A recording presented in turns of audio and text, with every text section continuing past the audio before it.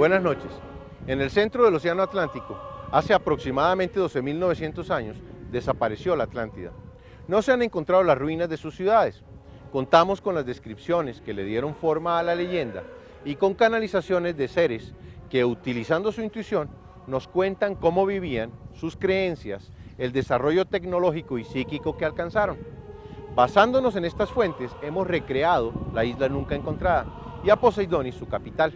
Acompáñenos en este viaje al corazón de la civilización desaparecida, de la cual derivan nuestros conocimientos. La descripción más antigua de la Atlántida la hace Platón en el diálogo de Critias, nieto de Solón, un gobernante griego que visitó Egipto en el año 590 a.C., quien recibió esa información de sacerdotes egipcios. La recreación que veremos se basa en esa descripción y en la información recopilada por seres extraordinarios que acceden a los archivos acásicos del universo. Allí se almacena la memoria de la naturaleza. Contiene todas las experiencias pasadas y presentes de todos y cada uno de los individuos en este planeta. Cada ser vivo está inmerso en un mar de energías como un pez en el agua. Se encuentra siempre en contacto con los ritmos y armonías de todas las energías de su universo. Pero solo unos pocos son conscientes de ello. Los clarividentes usan facultades que tienen latentes todos los seres humanos para percibir en ese mar energético, por canales distintos, a los 5 sentidos tradicionales. Eventos a distancia en el espacio y el tiempo, almacenados en esos archivos acásicos. Edgar Cayce, un renombrado psíquico y sanador holístico, fue uno de los videntes que más información nos dejó sobre la Atlántida.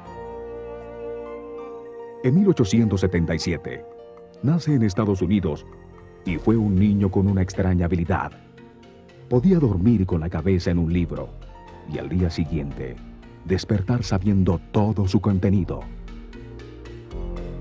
A los 21 años, perdió su voz y bajo hipnosis diagnosticó su propio problema y la manera de curarse. Así descubrió que podía diagnosticar y decir cómo curar, iniciando un proceso que sanó a miles de personas. Cayce fue un católico convencido. Siempre creyó en una inteligencia directora o primera causa de toda la creación. En esas lecturas psíquicas, comenzó a aparecer información sobre las vidas pasadas de diferentes personas en la Atlántida, convenciendo al propio Cayce que los seres humanos vuelven a nacer una y otra vez para evolucionar espiritualmente. Otra de las videntes que dejó información sobre la Atlántida fue Helena Blavatsky. Escribió en 1877 Isis sin velo y la doctrina secreta, en los que desarrolló la historia de la humanidad, desde cuando existía en un estado prefísico de ser antes de tomar forma en la materia. Ella afirmó que sus libros están basados en un trabajo religioso de origen atlante llamado el Libro de Cian.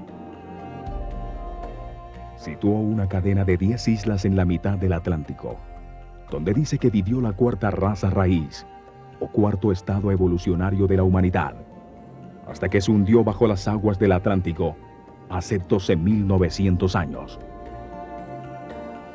Otra de las fuentes sobre la Atlántida es el libro Un habitante de 2 planetas, publicado en 1899, con información canalizada por una entidad que se llamó a sí misma Filos el Tibetano.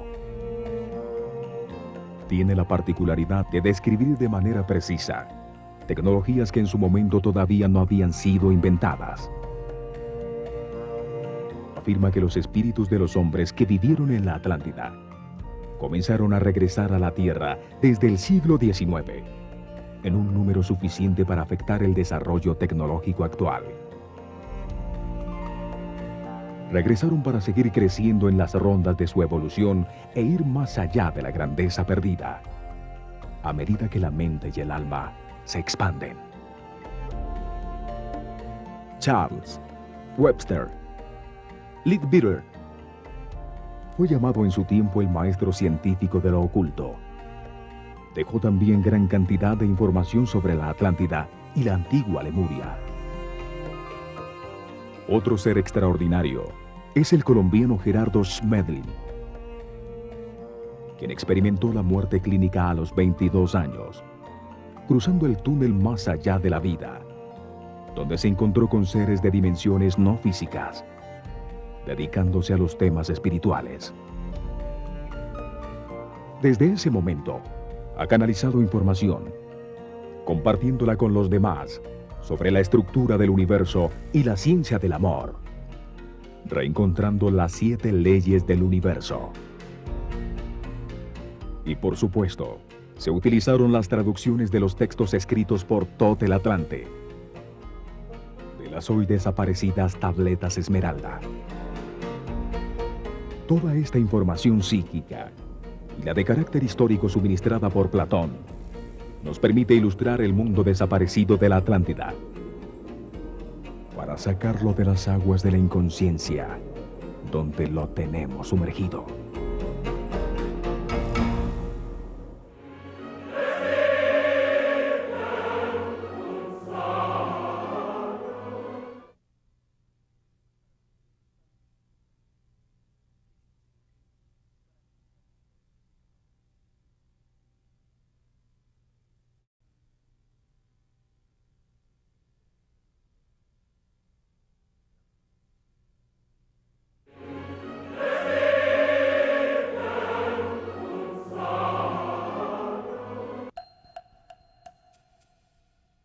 Platón nos cuenta que al comienzo de los tiempos, después de la victoria sobre los titanes, los 3 hijos de Cronos, Zeus, Hades y Poseidón, se dividieron y repartieron el mundo.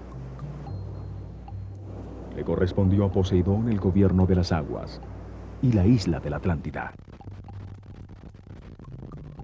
Allí vivían los mortales Evenor y Leucipa, con Clito, su única hija, de la cual se enamora perdidamente. Con ella tiene 5 parejas de mellizos.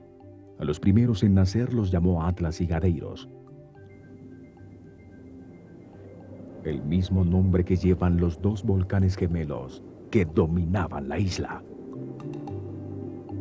Atlas, el primogénito, se convirtió en el primer rey de la isla y llamó con su nombre Atlántico al océano que la rodeaba.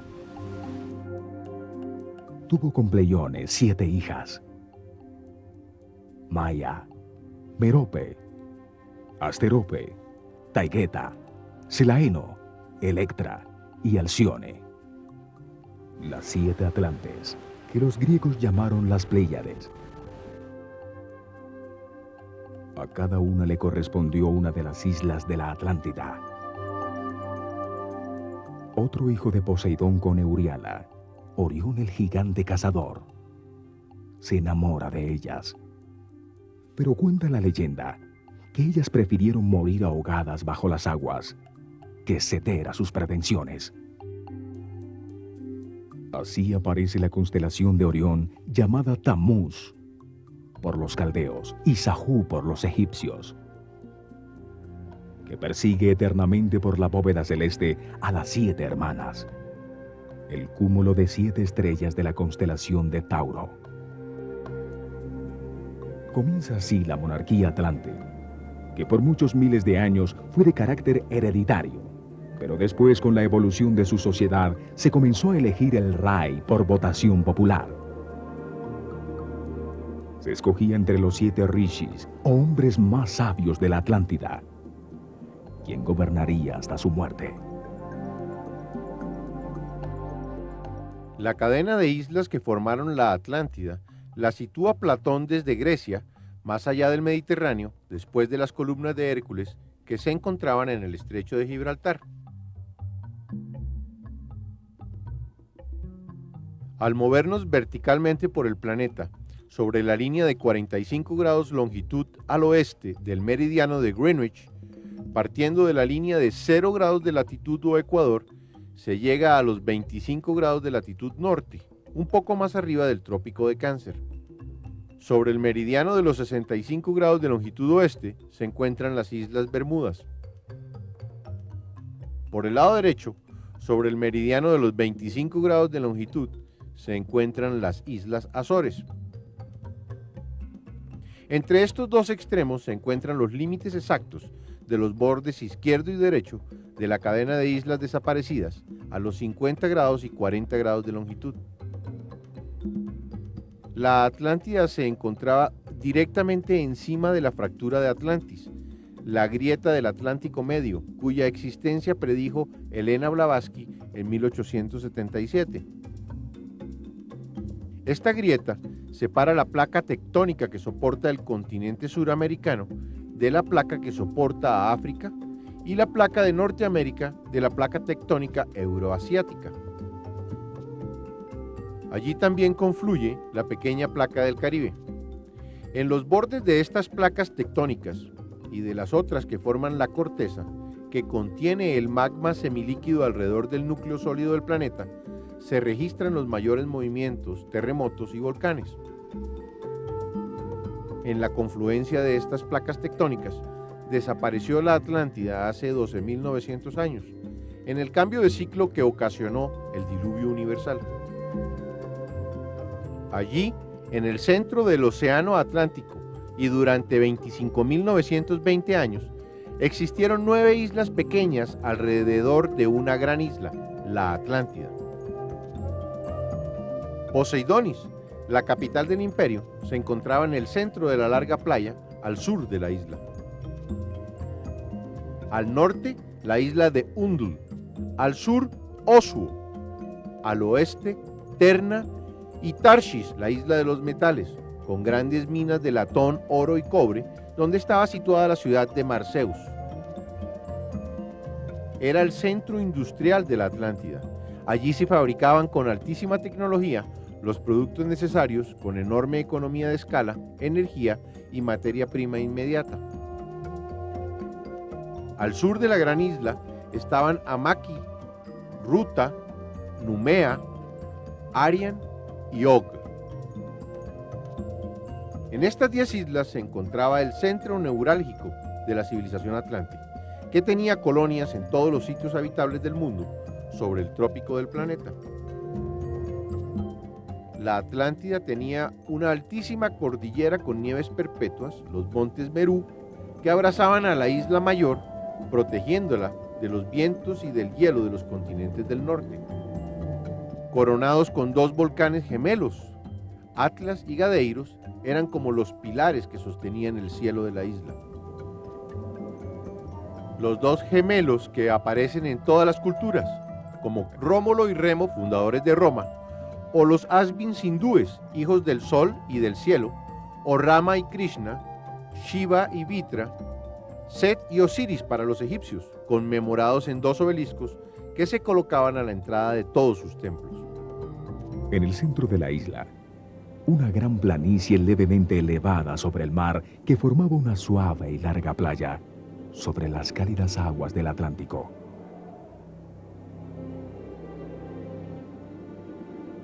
De las nieves en las montañas, de la cumbre de Atlas, bajaba un gran río, el Parfa, y cientos de riachuelos, generando en el clima tropical una temperatura muy agradable.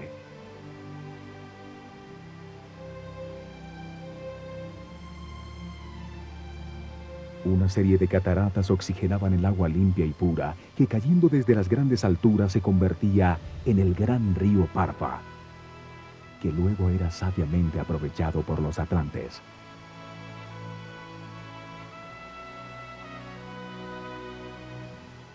En la montaña, el gran lago de Incal almacenaba el agua, haciendo de enorme reserva de agua potable. El río Parfa llegaba a una enorme red reticulada con miles de kilómetros de canales que irrigaban con agua dulce. Aún en verano, la gigantesca planicie terraceada de fértil tierra. Los canales eran navegables, y en los comienzos de su civilización, cuando aún no se había descubierto la antigravedad y el transporte aéreo, eran su principal vía de transporte. La enorme planicie estaba dividida en forma de cuadrícula, formándose 600 cleros o cuadrados que permitían regar la tierra, que se cultivaba intensamente.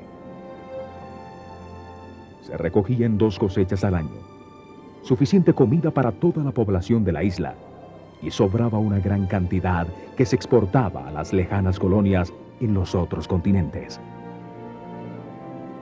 También alimentaba una gran cantidad de animales en estado salvaje y en domesticidad. Todos encontraban alimentos y pastos de sobra,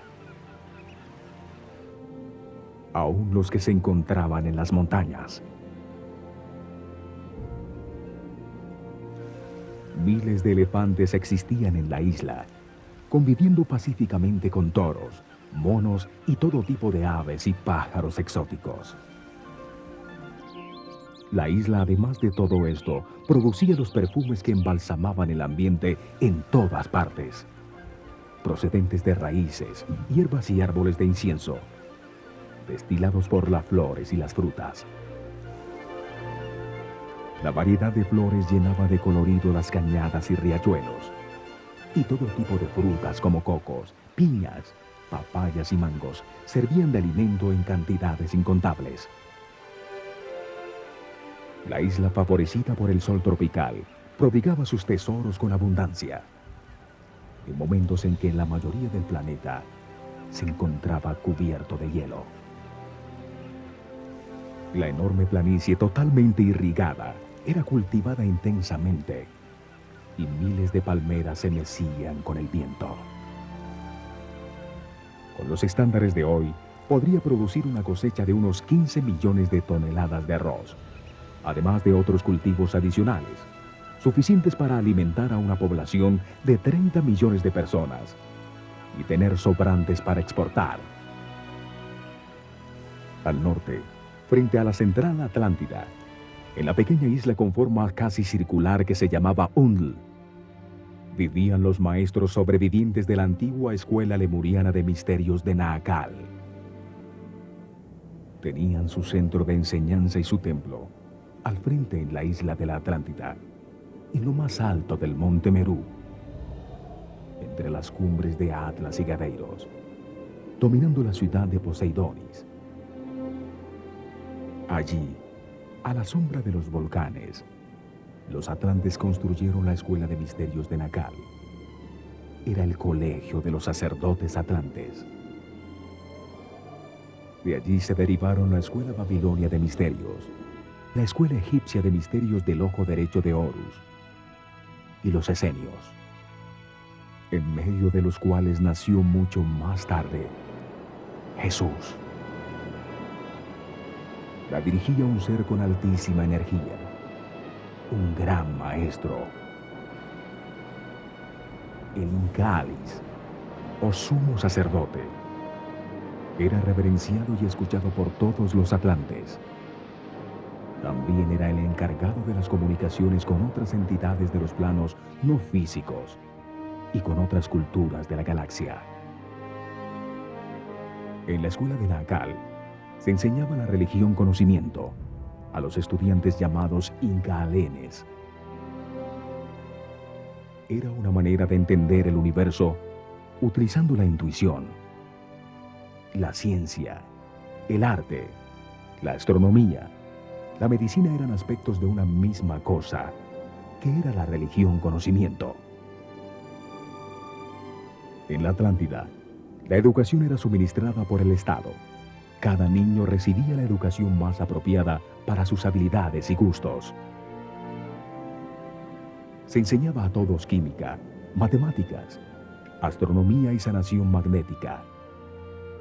Se desarrollaba en los niños sus facultades psíquicas y el manejo de las fuerzas escondidas de la naturaleza, las propiedades ocultas de las plantas y los procesos de transmutación alquimista. Todo Atlante, a los 16 años, tenía la opción de entrar a la escuela de los sacerdotes de Naakal o a la escuela de ciencias, el Sioquitlón, donde estudiaba por 7 años las materias motivo de su interés como agricultura, mecánica, pesca o caza.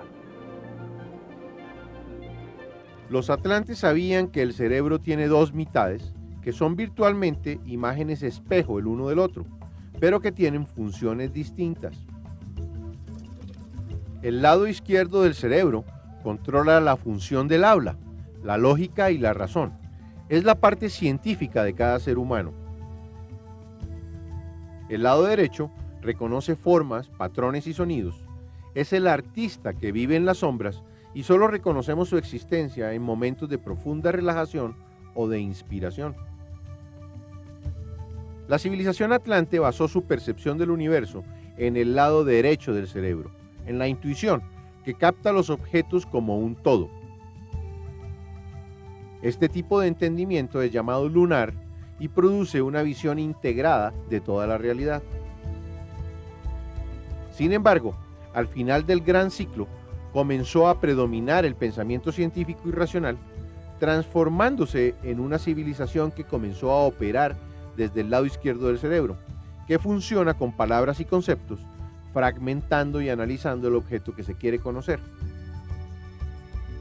Esta manera de entender el universo es llamada solar y está basada en la razón. Es una forma más estrecha de conciencia, resultado de abandonar el uso del lado derecho del cerebro.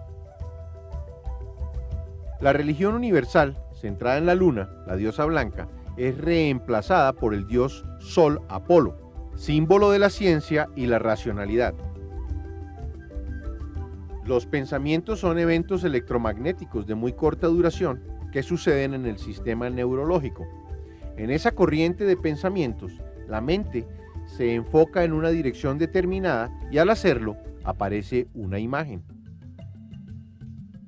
Esta imagen afecta al cerebro, produciendo cambios en el sistema nervioso y en sus químicos, influenciando la forma en que se siente. Las emociones afectan directamente los sistemas musculares, hormonales, las decisiones y el comportamiento. Es por eso que las imágenes que aparecen en la mente, escogidas conscientemente o no, afectan al estado físico, las emociones, las decisiones, las acciones y los pensamientos. Son entonces muy importantes para la armonía y la felicidad. Los atlantes utilizaron imágenes metafóricas para guiar la corriente de pensamientos, enfocando la conciencia, gracias a estas imágenes, hacia la armonía. Estas imágenes metafóricas son llamadas jeroglíficos y eran ilustraciones muy sencillas y abstractas que permiten comunicar instantáneamente muchas cosas simultáneamente. Este dibujo o jeroglifo lo capta el lado derecho del cerebro, transmitiendo un significado común y también todas las ideas conectadas con él. La ilustración transmite todo lo que significa el objeto, como si se hubiera enseñado lo que representa, para qué sirve, quién lo hace y cómo se utiliza. Al conectar muchas ideas simultáneas, evoca inmediatamente la realidad interna rica y compleja de cada individuo, que comprende entonces la idea representada en el dibujo. Esta manera de comunicación en imágenes, no en palabras, es la base de la telepatía, que es una facultad del lado derecho del cerebro. Una civilización que se comunica de esta manera puede acceder más fácilmente a niveles superiores de energía. La palabra es una colección de letras y sílabas que capta el lado izquierdo del cerebro, basada en el lenguaje humano, en vez de dibujos de objetos. Un símbolo representa a cada sílaba y cada palabra designa a un objeto expresando un solo concepto congelado del mismo. La escritura de sílabas, que se supone fue uno de los adelantos más importantes en la historia del hombre, apareció al abandonarse un sistema basado en el lado derecho del cerebro, que utilizaba las imágenes para conectar muchas ideas simultáneamente. Ese fue realmente el significado de la Torre de Babel. Representó la pérdida de la comunicación a través de las imágenes, un suceso que atrasó el desarrollo de la conciencia del hombre. Esa manera lunar e intuitiva, basada en el lado derecho del cerebro, combinada con la manera actual racional, basada en el lado izquierdo del cerebro, puede conducir al hombre a un sitio nuevo, la utilización simultánea de los dos hemisferios. Esto puede acelerar su desarrollo de conciencia y conducirlo a elevadísimos niveles de energía, como fue el caso de los mayas. Seguramente, este es el propósito del universo, el conducir a la humanidad de la intuición a la razón y luego a un estado simultáneo de razón e intuición. Las facultades psíquicas están ahí como herencia de la raza, esperando el esfuerzo individual para recobrarlas y darle a nuestro carácter más claridad y más poderes trascendentes. Es muy importante reconocer la existencia de un sistema de conocimiento que perciba el universo como un todo, una forma distinta a la fragmentada y racional del hombre actual, que no le permite encontrarle el sentido a la vida. Esa es una de las conexiones que debemos hacer con los atlantes, para aprovechar las experiencias pasadas, que son como el agua que fluye en la mente de la humanidad. A través de los canales de riego que bordeaban los campos cultivados o los pastos con ganado y ovejas, el agua del río Parfa llegaba hasta el anillo exterior de la ciudad circular de Poseidonis. Tenía 30 kilómetros de diámetro. La ciudad estaba diseñada como una sucesión de anillos circulares de tierra y agua, comunicados por 10 puentes colgantes. 4 puentes colgantes comunicaban el campo con la ciudad, atravesando la muralla circular exterior de bronce, que conformaba las graderías de un enorme hipódromo que le daba la vuelta a todo el anillo de tierra y proporcionaba una vasta carrera a las competencias de caballos, aurigas y jinetes. Protegida por las murallas de metal y entre anillos de agua, en su interior se encontraba la ciudadela real y miles de viviendas, que en medio de jardines y piscinas, giraban alrededor del núcleo central de la ciudad.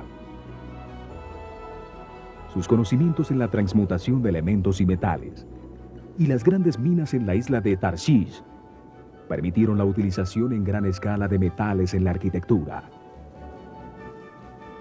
Los edificios eran construcciones de grandes proporciones, muchos de los cuales tenían jardines en sus cubiertas. Había fuentes en todas partes. Muchas de las casas tenían forma de domos y de conos que terminaban como agujas. 4 puentes colgantes de Auricalco conducían al segundo anillo de tierra, que tenía medio kilómetro de ancho. Allí, entre jardines y fuentes, construyeron templos piramidales y viviendas. Estaban la mayoría de las casas de los oficiales de la corte y el palacio de los extranjeros, donde se alojaban los forasteros por cuenta del gobierno, mientras decidieran permanecer en Poseidonis. Otro puente colgante de gigantescas torres de Auricalco atravesaba el último canal con agua que rodeaba el complejo, llegando a una gran plaza por una amplia avenida.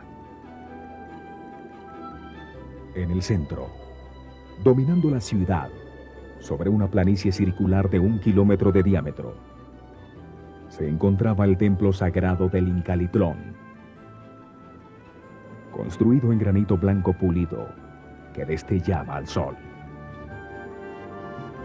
Era la fuerza central de la experiencia atlante, una reluciente pirámide de 150 metros de alta, rematada por un piramidón de oro y cristal, rodeada por un gran bosque de milenarios cedros y palmeras.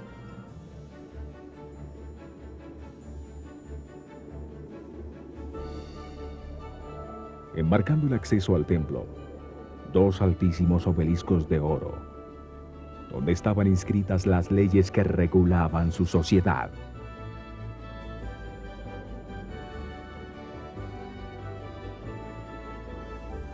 Al lado derecho estaba el palacio de Nagakoi, el mismo sitio donde el dios Poseidón, también llamado Neptuno por los romanos y Clitos la mujer mortal, engendraron el linaje de los 10 príncipes atlantes. Allí, en un palacio hecho totalmente de oro, rodeado de jardines y plazas, continuaba viviendo el rey de la Atlántida. Al lado izquierdo de la plaza, las enormes cúpulas que contenían las termas de los baños públicos de las Nereidas, con sus cámaras hirvientes y sus heladas piscinas. En el gran templo del Incalitlón cabían 75,000 personas. Estaba dedicado al Incal, el punto neutro entre las fuerzas negativa y positiva, el punto cero de la polaridad. La pirámide en su interior semejaba a una enorme gruta natural con doradas estalactitas. En su parte superior remataba en una estructura de oro y cristal, por donde entraban los rayos del sol. El aire era menos denso, como si las alturas hubieran descendido a un nivel inferior. Una suave y permanente luz blanca que no parecía emanar de ningún sitio. Iluminaba el techo de cristales, llenándolo de miles de brillos y destellos. En todo el centro de la gigantesca pirámide, flotando sobre una plataforma compuesta por 2 triángulos equiláteros intersectados, de baquelita roja, se encontraba un gigantesco cubo de cristal de cuarzo. Lo llamaban Tuaoi, o el cristal de fuego de la muerte. Sobre su cara superior, flameaba una enorme luz blanca con forma de lanza, que se elevaba con su intenso poder hacia la punta de la pirámide. La luz que emanaba no producía calor. No era alimentada por ningún combustible, aceite ni corriente eléctrica, y sin embargo, llevaba siglos prendida. Era un vórtice energético, una puerta de comunicación interdimensional, a través del cual la fuerza primaria de vida, como un rayo de luz que atraviesa un prisma, se manifestaba en el mundo físico de las formas. A través de este enorme cristal, el Tuaoi, los atlantes se comunicaron con las dimensiones superiores. Comunicaba lo infinito con lo finito. Era una puerta que conducía a la dimensión que cada alma debe descubrir por sí misma en el momento de su muerte. La luz ódica emanada del cubo desintegraba en el acto cualquier objeto o ser vivo que la tocara. Era el principio mayor que contiene a todas las fuerzas inferiores. Cuando se ponen en contacto, instantáneamente, lo inferior desaparece. Y la energía que le daba forma o fuerza regresa a la suma indivisa del todo. En el centro del Incalitlón, en el centro de Poseidonis, se realizaba la ceremonia de la muerte para todos los atlantes. El cuerpo físico de los que morían era colocado sobre el tetraedro de baquelita, bajo el cubo de cristal, elevándolo suavemente hasta que la luz ódica lo tocaba, desintegrándose instantáneamente al entrar en contacto con el fuego de la muerte. De esa manera, la luz del cristal desintegraba simultáneamente el cuerpo físico y cuerpo astral.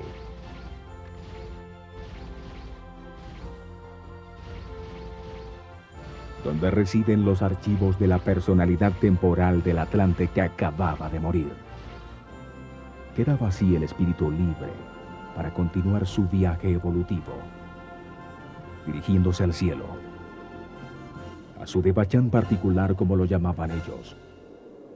Ahí permanecerá 80 días, por cada día vivido en la tierra, antes de reencarnar en un plano de progreso más elevado.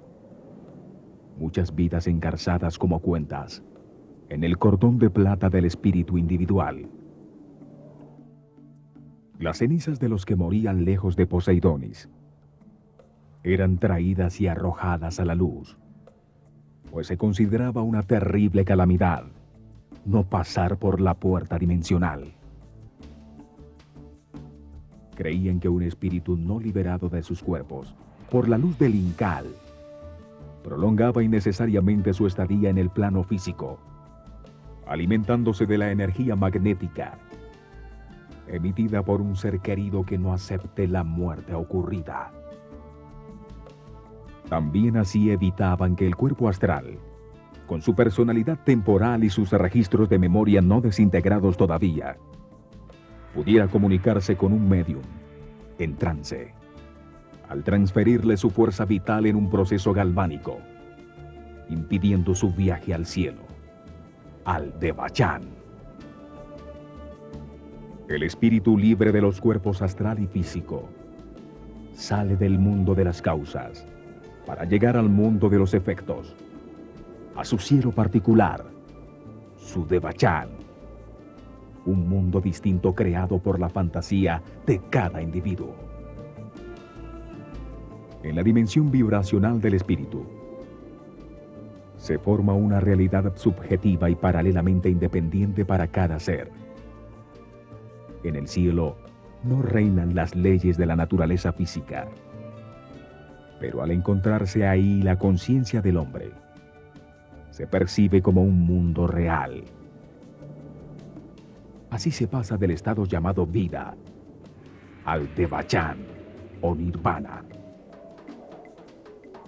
El cielo se forma a partir de los lugares que conoció en su vida terrenal, transformadas en visiones maravillosas. Ahí, apaciblemente, rodeado de las cosas que más le gustan, se vuelve a vivir lo experimentado en la vida terrena. Pero los resultados son siempre perfectos. Todas las personas que conoció actúan como él quiso que hubieran actuado. Todos existen allí para producir alegría al personaje central en su cielo particular, para convertir en realidad sus deseos más queridos en la tierra. El cielo extrae las escenas de lo vivido en la tierra. Son la base de lo que se experimenta. Se vuelve a vivir sin las limitaciones experimentadas en la vida. Se encuentra con sus seres amados idealizados, el padre ideal, la madre ideal, los amigos que solo producen alegría, volviendo a crecer en medio de total libertad. Todo sucede sin dolor, ni pena, ni enfermedad, ni angustia. Porque esas son condiciones terrenales que forzosamente terminan en la tierra. La permanencia en el cielo, reviviendo las experiencias con resultados siempre deseados, solo obteniendo recompensas y felicidad, permite al espíritu comparar las dos situaciones. Las que vivió en la tierra con resultados de miedo, sufrimiento, angustia, dolor o pena. Las revividas en el cielo siempre con resultados de amor, paz, armonía, abundancia y felicidad. Al comparar cada experiencia revivida en el cielo con la vivida en la tierra, se logra comprender por qué se sufrió y el espíritu se vuelve más flexible, más abierto y tolerante. Así el espíritu eterno de cada hombre asimila y comprende lo experimentado por su personalidad temporal en los eventos que le sucedieron en la vida que acaba de abandonar. Así, cada ser cosecha lo que sembró y se transforma, evolucionando en su conciencia sobre el universo. Con estas comprensiones se asciende un peldaño en el desarrollo de la conciencia. Lo comprendido pasa a formar parte de las cualidades que tendrá la nueva personalidad temporal. En una nueva vida, cada vez más feliz, más armoniosa, más cerca de Dios. Una mañana, cuando las experiencias revividas se han convertido en comprensiones sobre el universo, convirtiéndose en rasgos de carácter de la nueva personalidad, el cielo desaparece de la vista de su creador, se vuelve a dormir y se despierta en la tierra como un bebé en la cuna.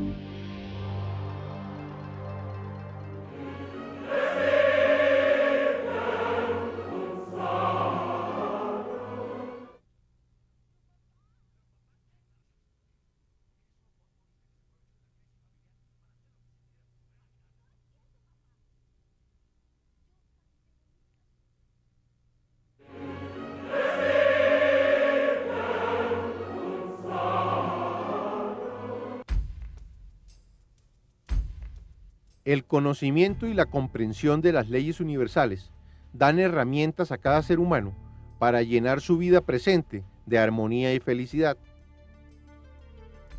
Hemos profundizado en las dos primeras leyes de la pirámide. La ley de la naturaleza, que codifica en el ADN de los distintos seres cómo se van a desarrollar sus cuerpos físicos y las conductas instintivas para generar, mantener y defender su vida. La ley de armonía, que regula los ciclos de todo lo que existe para permitir que toda la diversidad del universo conviva simultáneamente. Hoy veremos la tercera ley, la ley de correspondencia, la ley del orden. Organiza dónde, cuándo, cómo, a quién y hasta cuándo le corresponde vivir una experiencia determinada. Los seres humanos se encuentran en distintos niveles de evolución espiritual, dependiendo del número de experiencias vividas desde su emanación de Dios y de la comprensión que éstas le hayan producido. Cada vida es un curso de aprendizaje. Cada vez se tienen experiencias más complejas y se va ascendiendo en las jerarquías del universo hasta regresar a Dios.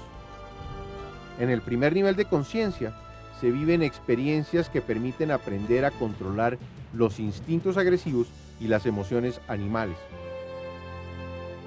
En el segundo nivel se desarrollan los sentimientos y la sensibilidad a través de experiencias para aprender el valor de la vida. En el tercer nivel se aprende que para ser feliz es necesario tener relaciones armoniosas con los demás. La mayoría de las experiencias de los seres actualmente encarnados sobre la Tierra son para aprender el respeto y la tolerancia. La humanidad se encuentra en el amanecer de la galaxia, a punto de entrar al cuarto nivel de conciencia, donde el respeto y la tolerancia encontrados permitirán una nueva era de armonía, paz y felicidad. En este nivel se comprenden las leyes universales. Se aprende a asumir las decisiones. Se aceptan todos los eventos de la vida como parte de un proceso de aprendizaje. No se culpa ni se juzga a nadie, ni siquiera a sí mismo, de lo que sucede. El planeta Tierra está diseñado para contener los primeros niveles de evolución de conciencia del universo. La ley de correspondencia determina en qué lugar se nace, con las condiciones socioculturales necesarias para producir las experiencias de aprendizaje correspondientes al nivel del ser que va a encarnarse. Determina también en qué familia se nace, encontrando una que tenga un nivel de conciencia similar al de su actual desarrollo. También define qué tipo de cuerpo o sexo le corresponde experimentar en esta nueva vida, para facilitar las experiencias que necesita. Si asemejamos la experiencia en la Tierra con un colegio, veremos que hay alumnos en distintos niveles, cada uno con materias, profesores, compañeros y salones distintos, cada uno en su nivel correspondiente. No es injusto encontrarse en primer grado y no en sexto, sino que corresponde con su nivel de evolución en el proceso de comprensión del universo. No existe entonces la injusticia. Solo la correspondencia de evolución con la circunstancia que se vive. A cada quien le corresponde lo que le sucede en la vida. Y cada quien tiene exactamente lo que necesita para aprender lo que vino a aprender en el presente. En el ejemplo del colegio, la ley de correspondencia determina qué materias o experiencias son las que el estudiante debe vivir para seguir avanzando en su comprensión sobre la vida. Crea las circunstancias para que se manifieste un evento determinado en un lugar definido, de manera que al afectar a una serie de personas, les permita aumentar su comprensión sobre el universo. Se reconoce al observar que el planeta no es uniforme, sino que tiene distintos climas, distintas sociedades, distintos niveles de respeto y conciencia en sus habitantes. Si algo sucede en alguna parte, es porque le corresponde suceder. La casualidad no existe, porque destruiría al universo. El libre albedrío permite escoger si se aceptan todos los eventos de la vida como necesarios para su propia evolución espiritual, o si quiere luchar contra ellos, y al hacerlo, colocarse en un camino de sufrimiento. Cuando se es rebelde y no se acepta lo que sucede. Cuando una persona ya no puede aprender más de un lugar y circunstancia, se sucede un cambio de situación que la lleva a un nuevo proceso de aprendizaje. Siempre sucede lo que tiene que suceder. Y lo que no, no sucede. Por eso no hay nada que temer. La ley de correspondencia regula el destino de cada ser, determinando las experiencias que debe vivir para comprender algo que permita a su conciencia evolucionar, haciéndolo más sabio. Todos los seres humanos se encuentran en el colegio de la vida para ir aprendiendo gradualmente. Esto se logra a través de sucesivas vivencias correspondientes con el nivel de su evolución. A medida que se asciende en su comprensión, las experiencias van cambiando. La evolución es un proceso gradual que permite comprender que todo sucede por amor, en un proceso definido por las leyes universales. En este programa hemos llegado al corazón de la Atlántida, la plaza central de Poseidonis, donde se encontraba el Incalitlón, el Palacio de Nagacoe y los baños termales de las Nereidas. En nuestro próximo programa veremos el trazado urbano de la capital radial del imperio. También continuaremos profundizando en su más importante legado, las 7 leyes universales. Acompáñenos.